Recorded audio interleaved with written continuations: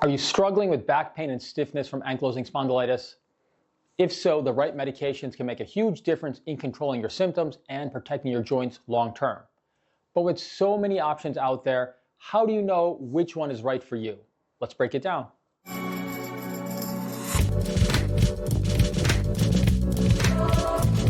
Hello, this is Dr. Siddharth Amber from Chicago Arthritis and Regenerative Medicine.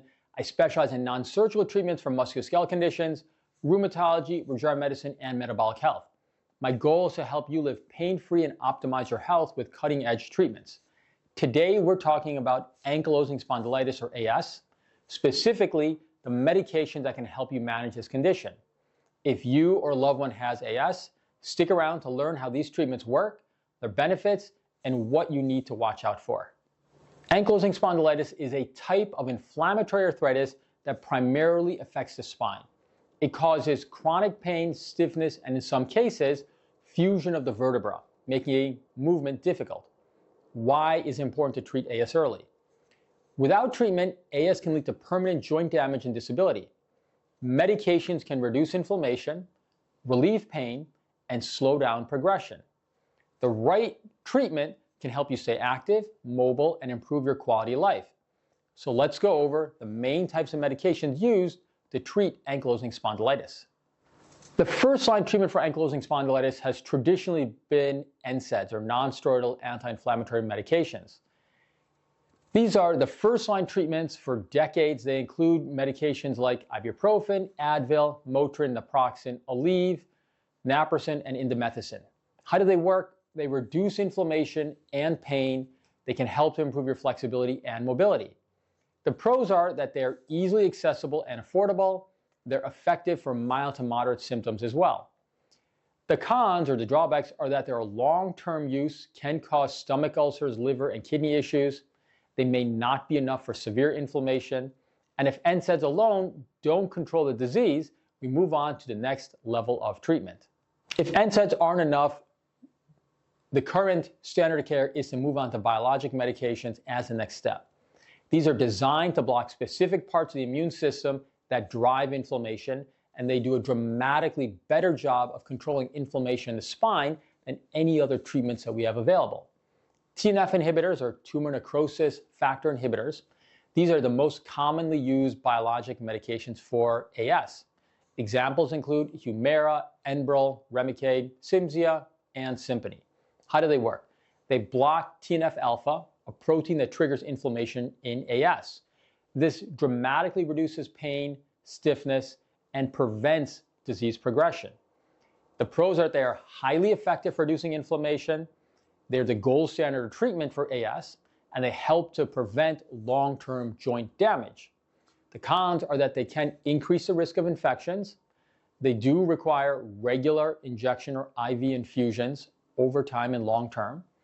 And if you don't have insurance, it can be expensive, but hopefully your physician is able to actually source low cost or free treatments if needed. The next type of biologic treatment to be aware of are IL-17 or interleukin-17 inhibitors. For some patients, TNF inhibitors may not work.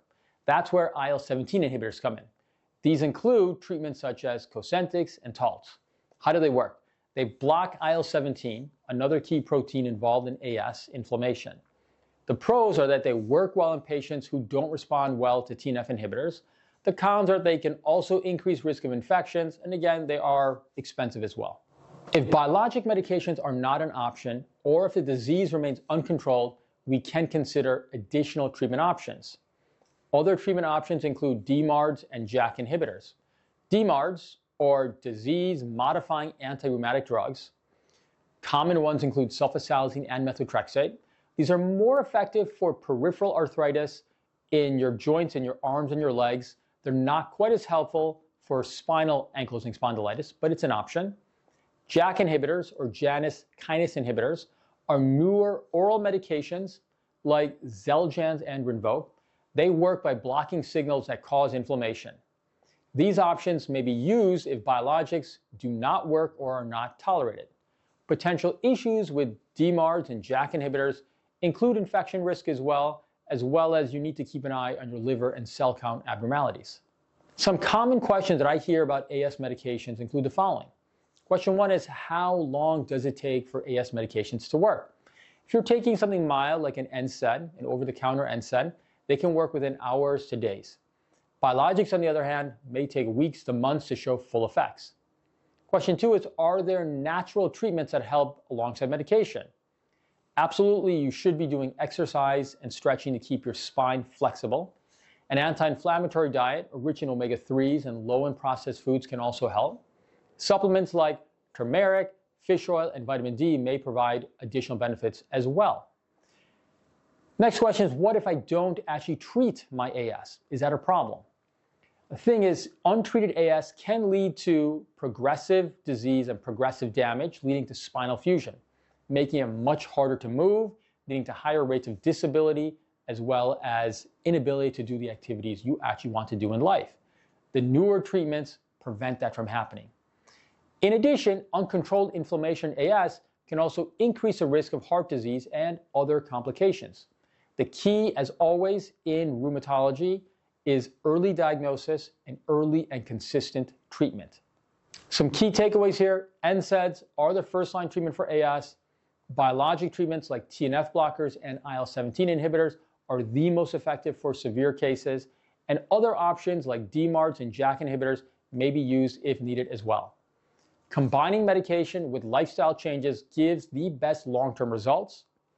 If you or someone you know has AS, talk to a rheumatologist to find the best treatment plan. If you found this helpful, make sure to like, subscribe, and hit the notification bell so you don't miss future videos on arthritis, regenerative medicine, and staying pain-free. For more expert advice, visit chicagoarthritis.com to schedule a consultation. Stay healthy, stay active, and I'll see you in the next video. And as always, live well.